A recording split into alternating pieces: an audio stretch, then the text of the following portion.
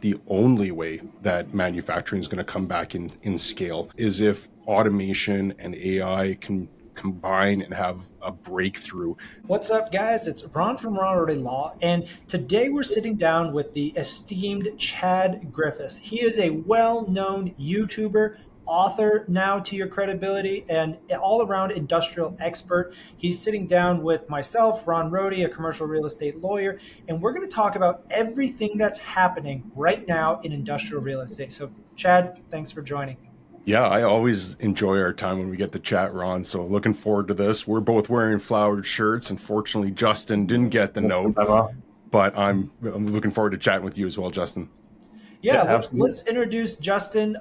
Justin is an associate actually at my law firm, but he is quickly coming up the ranks as a bona fide industrial enthusiast. You know, he's got that tier level. He's like noob. He's like slightly above noob, but he's not at a S tier level yet. Yeah, that's a good way to start it.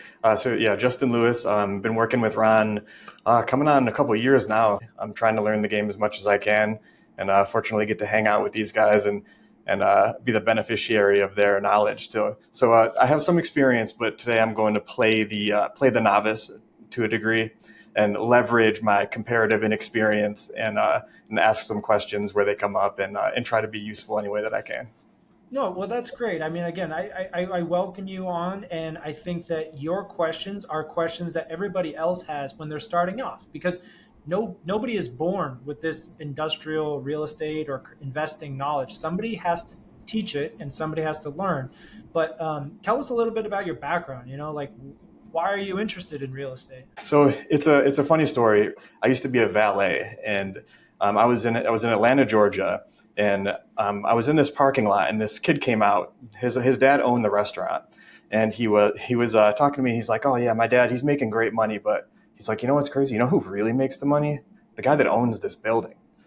He's he's like, this guy comes in, drives a Ferrari. He's like, I've never seen him work, and I was like, man, I need to keep that in the back of my mind that some people they figured it out. So I kept that note.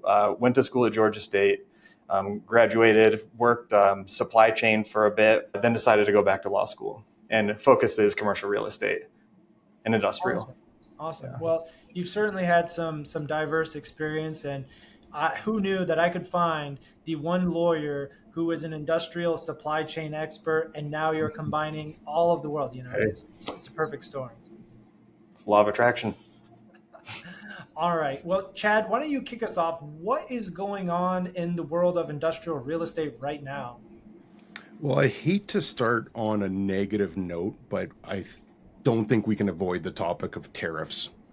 It's the number one conversation that I'm having. Property owners, tenants, my own portfolio on whether I want to buy more properties or what my strategy is.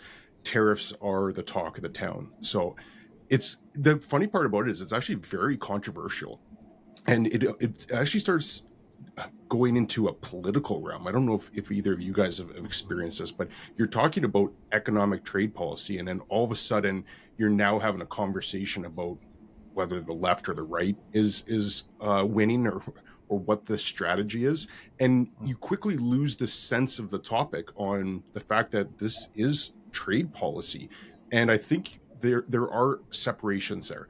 I heard Ray Dalio say this the other day, and this is probably my stance as well, is he agrees that there's a problem, but he doesn't agree with the solution. I would go even a little further and say nobody knows what the actual solution should be because there's so many things behind the scenes that none of us are privy to.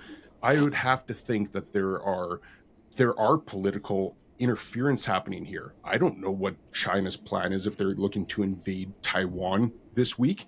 That Mhm. if they're gearing up for that, and this trade policy is trying to be proactive in advance of something like that happening, I just think that there's so many things that none of us know about, and we're trying to make forecasts or we're trying to judge how these tariffs are working or what they're planning on doing when we just don't know. So I look at it that there is a problem. There is a global trade imbalance, and that problem should be fixed. I just don't have any idea what the solution is, and I don't have a comment on it because I only know the surface level. I can see the tip of the iceberg, but I don't know everything that's below the water line to even comment on it. But it is having a big impact. A lot of companies are saying we're going to tap the brakes until we have some better clarity on this. And anytime you have that uncertainty, people get scared, people delay making decisions, and the things grind to a halt, which is not a good thing in our business.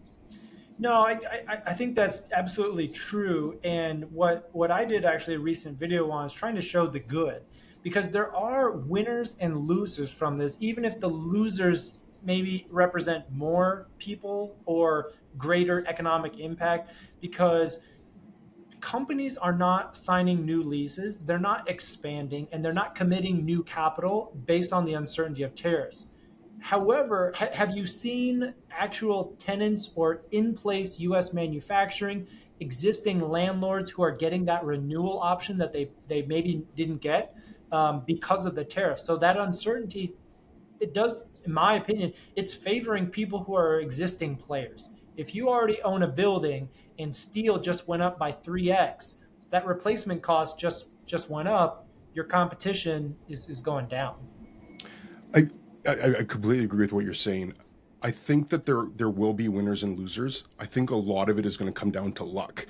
People might just make a decision and it could have been the right decision and it doesn't work out. They might not make a decision and then it does work out purely just based on luck. What I would say, and this is what I'm personally adopting, is going back to 2008, 2009, like great financial recession, or going back to 2020 when we were dealing with the pandemic and everything just seemed so chaotic. There were people that kept working and there were people that just put their heads in the sand and hoped that the problem went away. And I think that's really all I can control. I can't control what happens with any of this, with terror, none of it. It's all out of my control. But I remember a lot of people just decided to go golfing. They decided to stop working and they just became very lazy and accepting of this bad situation. Whereas the people that worked found a way through it. That resolve is incredibly powerful. And that's the only thing I can personally control. But that paralyzes me in certain things because I don't know what to do. So I don't know what to do with the properties that I have for the time being. I'm just going to keep them, but I don't have the comfort right now to buy more property. I don't even have the comfort right now to suggest to someone whether they should buy or sell because my tea leaves are messy. So I don't know, and that's a terrible thing for an advisor to say. And I do consider myself to be very up to speed on this, and I'd like to be able to give some direction. I honestly have no idea. I have no idea what 2025 looks like right now. Yeah, I mean, I think that's a great statement. So, people that are looking to invest right now, you should continue underwriting. You should be continuing to put out offers based on the best information you have right now, right? That process should always continue because just as fast as the tariffs came in, they can quickly disappear. Mm-hmm. So, Yeah, and I think that the foundational component of how I would look at things is buy good assets in good areas that you think are going to still be attractive 10 years down the road. And there'll be hiccups, there'll be ups and downs, and there'll be things that we can't control, and there'll be unpredictability. But over time, that trend line has always gone up. So unless something unprecedented, which is a word way overused, but unless something like that happened where we just went into absolute pandemonium for decades, well, then we're all screwed anyways. So it doesn't really even matter what you have. We're all doomed. So I think that's always been the core of my belief. Buy good quality products in good areas that you believe in and you think will be better in 10, 20 years down the road. And then try your best not to think of these short-term fluctuations and rely on hoping that the historical trend continues. no, that's great advice. You look at the people with short term outlooks, like the people buying on floating rate debt, buying big multifamily, that those people get burned because they didn't have that good quality 10-year horizon. They were buying for 1 to 2 years to flip in 24 months and floating rate debt to really juice their yield. And that's where they got bit, and that's where properties are going back. And there's a lot of distress in that multifamily syndicator space. Some people may be forming funds to take advantage of that. What do you know about that, Chad? I love that you bring that up because you had sent that to me the other day about Grant Cardone's new fund. And I dug into this last night more than I wanted to, but I'm not a big fan of Grant Cardone as an investor. I would be a fan of Grant Cardone as a promoter. I think he's brilliant at how and the results show he's got legions of fans all over the world. You couldn't obtain that without having that charisma and that potential and that likability factor that he has. I'm a fan of Grant Cardone, the marketer. He's very good at that. I'm not a fan of Grant Cardone, the investor, and what he's putting out is the $250 million fund, accredited investors, which at least is one thing. At least he's not pitching this to And this is unaccredited. Fund 27. So let's be clear, doing a little bit of background for people that didn't kind of jump in where we are. Grant Cardone is raising a new fund, 27th real estate fund in his existence, to buy distressed or to buy commercial real estate, specifically multifamily. And so he's doing this over and over again. So he's raising tremendous amounts of capital from people. And what we're talking about is his most recent, this is his live fund that's out for offers. So sorry, just to interrupt you there and set this up. And that's good context. So open to accredited investors. The really interesting thing about this is that he has in there the ability to allocate an unlimited percentage, I guess 100%, to be technically correct. He can allocate 100% of it to Bitcoin if he decided to. So this portfolio, which he is a multifamily guy, and I think we could talk about multifamily as well, because I do see a lot of warning signs in that area. But even with that, his core business has been multifamily, but now he's putting this fund together that he could invest 100% if he chose into Bitcoin. And then he's also taken a management fee on that, which you made this comment the other day, Ron, has said, if you're going to own Bitcoin, own it yourself. Owning it with Grant Cardone taking a management fee on it, that just seems crazy to me that you'd pay somebody else to manage the Bitcoin. And well, as good as he is as a marketer, the reason I'm not a fan of him as an investor is that there's no proof. I've yet to see somebody actually come and say, I've invested with him for 20 years. I made a 12% IRR and I had liquidity to my money the whole time if I wanted to, but I was happy with the returns, so I kept it in there. Of all the people that he has investing with him, why has nobody come forward and said that? There's just no social proof. There's social proof for him as a marketer, tons of it. There's no social proof for him as an investor, or at least nothing that I've seen. So that's why I'd be skeptical.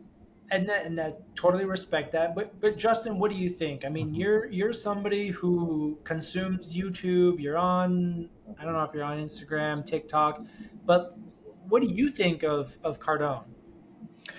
Honestly, he comes across as a super likable guy. It's always like he gives like a pop-up ad, and he's like, "Sup guys, I'm Grant Cardone. I'm over here walking my property," and he reels you in, and he's charismatic, and so I'll second. I think he's a really good marketer. But from my standpoint, that's all I see. All I see is the marketing. And to your point, I don't ever see anybody that's like, "Hey, I'm so and so. I invested with Grant. Here's my return." But yeah, I think there could potentially be some opportunity because of who he draws to him. And surely he's going to draw in some people that are interested, that are curious, that are competent. And presumably he'd have some of that around him to influence him. But as far as evidence, I certainly don't have anything to point to. See, Chad, so there's the counterpoint. If he realizes that his strength is in marketing and attracting eyeballs, why couldn't he hire a good allocator? Why couldn't he hire a good acquisitions guy to go and find the deals? He could hire a good property manager to manage the deals. He could put the team around him to make a project successful. Yeah, and he's a cool dude. Like there's no denying that. He is a cool guy. He's got the charisma. He's got the cool factor. He probably does. I would guess that he's got some pretty good infrastructure behind him. I would assume he can't build a portfolio the size that he has without having a good team behind him. Without any social proof. And this is what I would say to any investor is that's considering being a limited partner or buying into a fund like this one, is that you're buying the track record just as much as you're buying the future. And until you know the person is a good operator and they've actually delivered these returns, all the pro formas, you can adjust a pro forma. We should do a video on this one day because it'd be really fascinating to do this in live time, take a pro forma and just make some simple adjustments. Maybe we adjust year 5's renewal rate if there's a lease coming up, and we just jump it up another 200 basis points. Or maybe we compress our exit cap. So we take it from a 6 exit cap in year 10, we move that down to a 5 cap. How that affects your internal rate of return, these projections that you're putting forward over a 10-year pro forma, you can manipulate these numbers to make them look really attractive. And that's what I see on his site. I see a lot of new properties that he has coming up saying 15% IRR projection. I think I've seen some that were even much higher than that. And that's all that they are. They're projections. What you and I talked about this one time as well, Ron, is Sean Delphin, who is a legitimately fantastic operator, 55 million square feet that they manage. He said this as well. Your performance is going to be wrong. Your rent projections are going to be wrong. Your growth numbers are going to be wrong. Your expenses are going to be wrong. Your exit cap rate is going to be wrong. It's all going to be wrong. How are you buying it? What's your basis when you're buying it? That's where you're protecting all that downside risk going forward. And I just don't see any evidence of what Cardone's putting forward. And maybe he does. To give him the benefit of the doubt, maybe there is a lot more information that he has behind the scenes. But I look at it that he's just a super charismatic, likable guy who's leaning on the cool factor, that people just want to be associated with him. So it's like people that want to wear Louis Vuitton. They just want that cool fact. They think that if they wear a cool product, they're cool. I think that that's probably what a lot of it is. The investors think, well, I'm investing with Cardone and he's cool, so that makes me cool. And I would love to hear some anecdotal evidence that supports it being a good investment.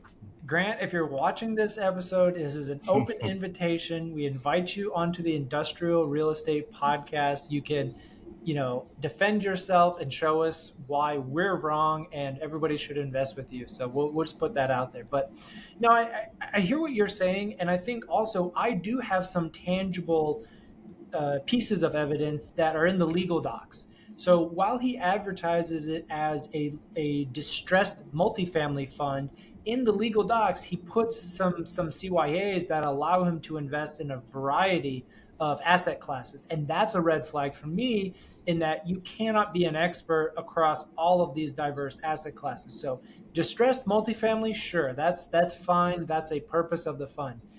And maybe he expands it to self-storage. They're different, but I kind of get it. There's a lot of overlap in those operators. But then adding retail. So in the fund docs, he's permitted to invest in retail, distressed retail. Not my favorite. I guess he could do it, but we're straying very far from the original core purpose of the fund, which was distressed multifamily. And then the kicker, he even throws office in there. He says, this fund may invest, if we're not investing in Bitcoin, we're investing in distressed office. And that's a falling knife if I've ever seen one. People are going to continue to lose money in distressed office before they make money. And that's just too much diversity of legal CYA that doesn't need to be in there, But I noticed what asset class he does not invest in. Industrial. I don't know why. He doesn't want to compete with us. He should come to our backyard. We're sharp competition. It's with flowery shirts on. He's like, I don't want any part of that. That's right. Well, I think it'll be super interesting. But regardless of whether he completes the fund or not, the show must go on. Let's talk about everybody's favorite industrial landlord, Prologis. You have to do some disclosures, right? How many shares do you own? I own a fair amount. It's funny. I put a post on Twitter a couple of years ago, and I said, I'm pleased to announce that I'm now a co-owner of the world's largest owner of industrial real estate. Obviously, just being a joke that I bought shares in it. And I had people reaching out to me being like, congratulations, that sounds really big. Big move. yeah, big move, making big moves.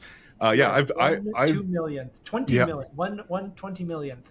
I'm a big fan of Prologis. I'm a big fan of them from the main standpoint that they put out really good information, and they're a bellwether for the whole industry. They've 1.3 billion square feet that they own in major markets all across the world. World's largest owner of industrial real estate. They have great intel. They have great intel just from the fact that they have all the major tenants as major companies as tenants. So they put out a ton of great information. I really like Hamid. I think as a CEO, outgoing CEO, he's done a great job for that company. I had the pleasure of interviewing their previous CEO, Walt Rakovich, as well, and he was awesome. He was so kind and so accommodating. He was just an awesome guy. So I've been a fan of theirs for a long time. Big fan of Prologis. Awesome. Well, yeah, and again, just to bring people up to speed, their co-founder Hamid Moghadam, as I'm saying it right, That's how I'd he, say it. he Yep. he announced his retirement. So effective next year, over 40 years at Prologis, and he never sold a single share. Just kind of an incredible life investment, and there's probably a philosophy lesson there. But what do you think about that? I mean, this guy was making 20, 40, 49 million at its peak, and just living off cash compensation, never selling stock. Yeah, I'm guessing he would have been making a dividend the entire time as well, off of his shares. And as that continued to grow, so would his dividend. So I suspect with the amount of shares that he had, he was probably well compensated, but certainly not compensated at the realm of other Fortune 500 company CEOs who regularly get massive paychecks and sell shares all the time. I think that is as good of a indicator that I could think of that the CEO did not sell any shares while he was there. That would have taken sacrifices. He could have sold those shares and walked away with millions and millions of dollars. Yeah, I really liked his letter. I read his kind of exit departure letter, and he really hits it home in that he thinks in 14-year cycles. So every plan that he does, he's thinking very far into the future, high quality real estate. He doesn't care so much about the lease today as, the lease he's signing in 14 years, the debt and the relationships. And again, I do think he invests in all of his tenants, right? Because he knows he's going to encounter them again, so he can kind of empower his company to make that long-term investment or decision with that in mind. I think we could all benefit from that, of trying to expand our horizon, as opposed to, we maybe make 3 to 5 year decisions. Well, what would we do if we were going to make a 10-year decision, a 10-year plan, 12 years? So. That's the funny part about stocks and real estate as well, is that real estate needs to be a long-term projection, whereas stock companies all get scrutinized on a quarterly basis, where you can't make long-term plans if you're always beholden to your shareholders who want performance right now. Did you meet guidance? What are the expectations? Did you hit numbers? That's got to be a stressful position to be in when you're thinking 14 years out, like Hamid is. What about Yeah, you, Justin? I Do you don't know own how do you you own any REITs? invest. Yeah, how you invest in large new projects that are negative for several years before they generate a return. To your point, now then every public company basically has to finance and amortize every decision, so that the quarterly hit is very minimal. So interesting. No, I think he's done a great job, and we talk about the comp, but he still had a private jet, so the guy wasn't slumming it on Spirit Airlines. Was it a small jet? No, it's a Challenger 300. I mean, we'll put a picture up, but it's a mid-size. It's a nice plane. It's like 20 million. Hmm. So So he had some perks. he had the perks. Yeah. What else do we think is going on? I mean, what else do we have?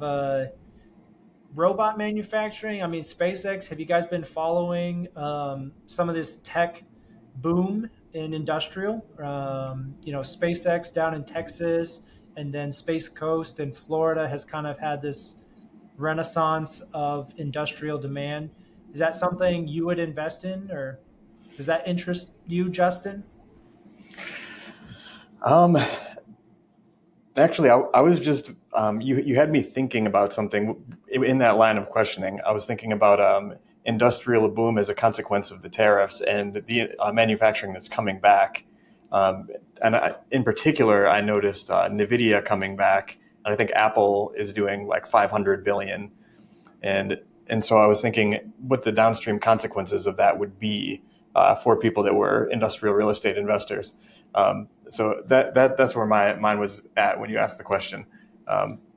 Yeah, there definitely is. I mean, when those large plants come on, they bring a whole economy of support systems and suppliers and manufacturers that do the maintenance on those.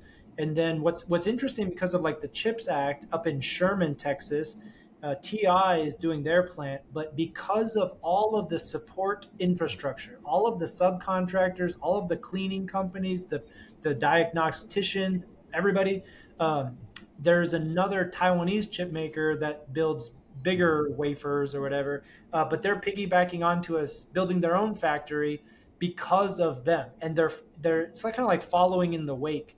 But the bigger companies plow the way, and then smaller factories can kind of follow in the wake and get the benefit of that whole ecosystem.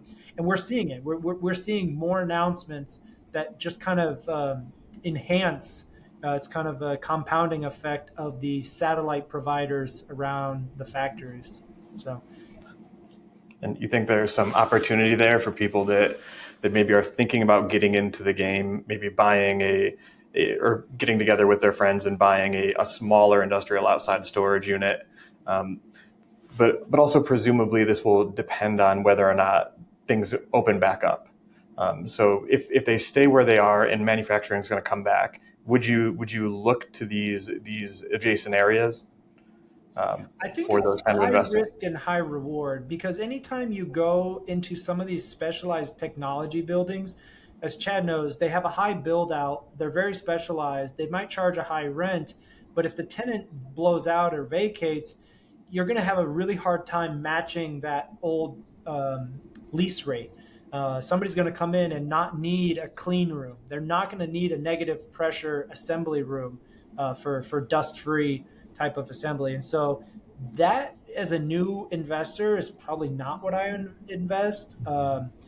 But the industrial outdoor storage is probably the best one, because then you just have yard, and it doesn't matter if you have brand new expensive trucks and trailers; they'll still park it on gravel.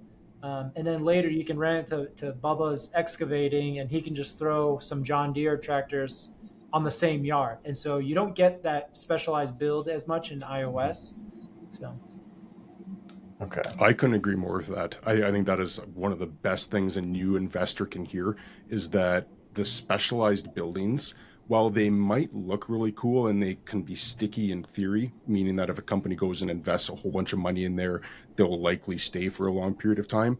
If they do leave, there's huge delta between what the lease rate might have been versus what it might be. And that just comes down to market economics on what the local market is like. But that is huge downside risk. And I know investors who've gotten caught in that exact scenario. Whereas if you buy a property that can accommodate a wide array of different types of tenants, and you're getting it at a good price, and you like the area, and you know that even if it became vacant, you could find other tenants for it and backfill it at market rates, and still make sense of the numbers. I think that's a really sound investment, and that's where I would be very pro industrial for an investor. I would be very anti-industrial for a new investor that did want to buy something very specialized or that had a unique tenant in there. For that downside risk, I think it's too high for the average investor to take on. yeah, I think Okay. new investors too don't necessarily appreciate how much cash out of pocket it costs to re-tenant, because it's not just the vacancy, it's not just the hold cost while it's vacant. You're going to have some TI for the new tenant, probably something, commissions or free rent. There is a lot of money that we're talking, like another few hundred thousand, that not everybody wants to pony up to just get a new tenant in. They think, oh, I already took the pain. I already lost a tenant and I have no income for 6 months while I get it released. Well, you still have to come out of pocket to write a check, in addition to the mortgage, property taxes, insurance, security, utilities. So I think, yeah, people, you should really be afraid of, shouldn't be afraid of vacancy, but you should really appreciate how much it costs to re-tenant that building. Um, so, well, I don't know. I mean, the last two topics I do want to kind of talk about is if manufacturing comes back to the U.S., how much is AI or robots going to play a role? Because I get it. We're not going to have a company town filling up brown shoe manufacturing shoes in the Midwest. I don't think that is going to come back. But how much is technology? Which one do you think is more likely to happen? AI in manufacturing or robots in the US manufacturing or doing jobs? I would approach that from the angle that that's the only way that manufacturing is going to come back in scale. It makes sense right now to do a lot of high tech manufacturing, and that's what we're seeing, especially with the CHIPS Act and the Inflation Reduction Act. That has stimulated that resurgence and reshoring of really high tech.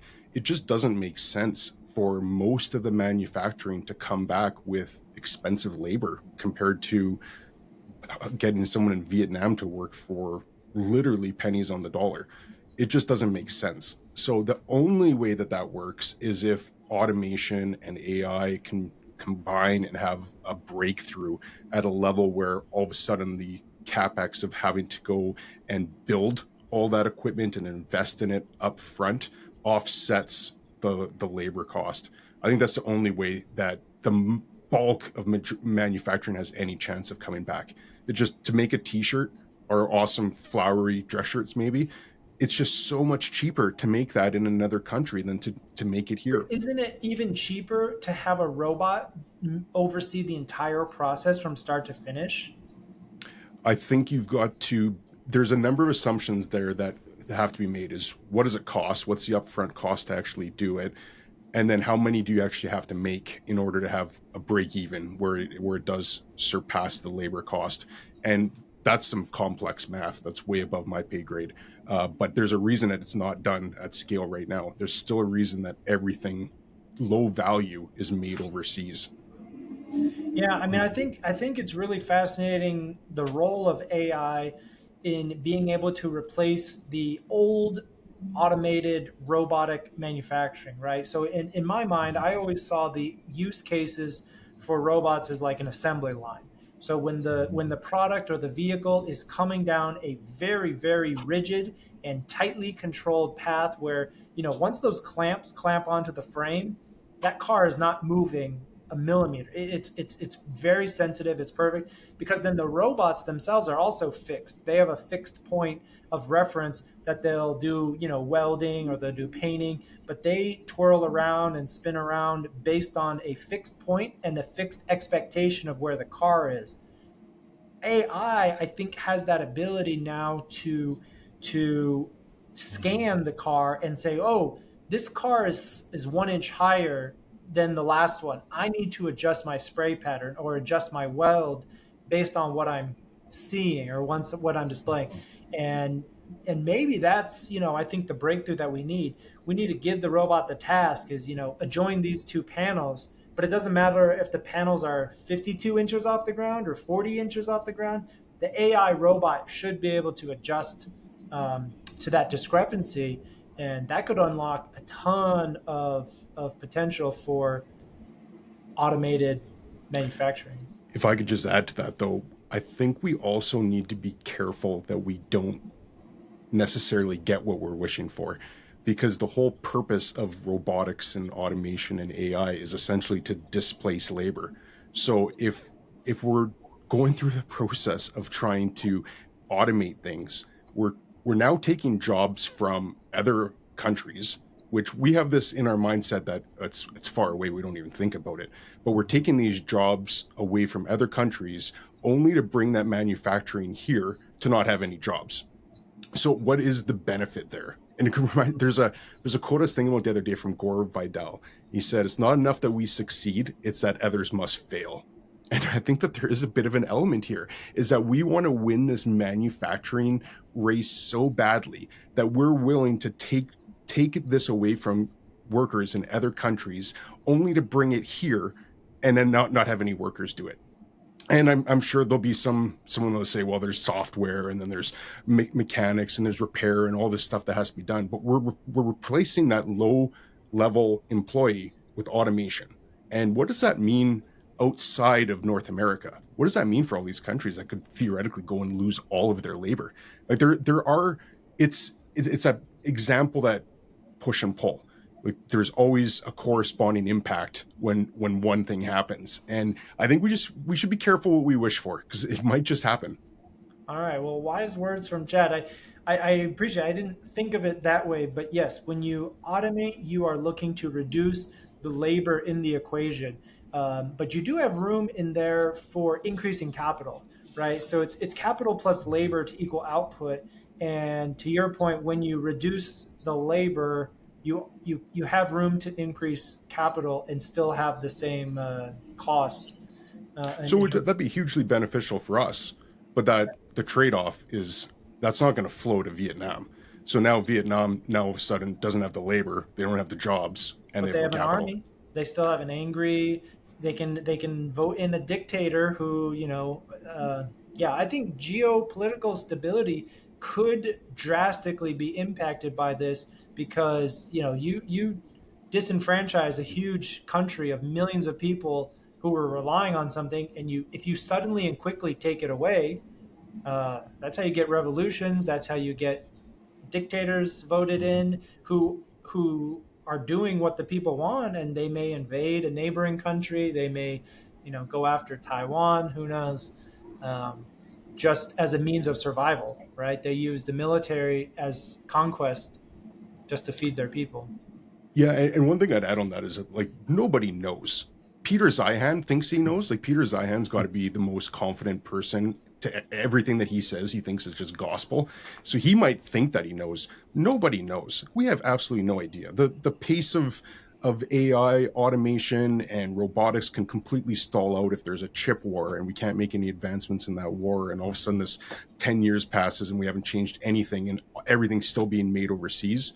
I just think that asking some of these questions can help frame it in a way that it doesn't become a black swan event. Because the definition of a black swan event is you don't see it coming. If we're asking questions to say, well, what if this happens? At least you have a little bit of preparation, or it doesn't sting as much if it does happen. But we have no idea. Like we're just three random dudes, two wearing flowery shirts, who are talking about what we think could happen. Nobody knows. We have no idea what's going to happen tomorrow. No, that's a great point. We're all trying to make the best predictions based on the data that we have, and that's it. I think it's slightly better than just picking random numbers of yes or no. But yeah, it is fascinating what's going to come in. I won't even say our lifetime. In the next couple of years, No. at this rate of change is just going to continue to grow. So, I mean, As I'm yeah. curious to hear from Justin on this too. Is you're hearing Ron and I talk about this from the context that we think we know what we're talking about. Hopefully, sometimes we're actually right as well. What thoughts do you have? Like where do you see all of this change coming, and what you as a potential investor one day you want to buy industrial properties? When you hear all this confusion and potential chaos, what does that do to your level of confidence? Well, I kind of look at it as what Trump's doing is kind of it's bitter protectionist medicine to an extent. And I look at it that way because like I come from a small town, like I mentioned to you, up in upstate New York, kind of near Canada. And where I'm from, one of the reasons I left was because the good jobs there, they're factory jobs. And if you don't want to work in a factory, there's not much to do. Like we have a big aluminum plant, and come to find out, my buddies that just kind of stuck it out and worked at that plant, like they do what very well. And a lot of small town USA has been, when the manufacturing left, they've been kind of destitute, for lack of a better word. Like it's hit middle America hard. And so I know there's plenty of counterpoints, like those memes. Have you seen like the Chinese memes of it's got like this like big fat guy like working on a like in a sweatshop, Yeah. And like there's a point to that, like that's hard to imagine happening here. But the counterpoint is what I see, like where I'm from is these factory jobs they pay well. People have a decent lifestyle. They have some self-esteem. They can afford things. They can have a nice car. They can have a nice house. They can take trips. They can do things.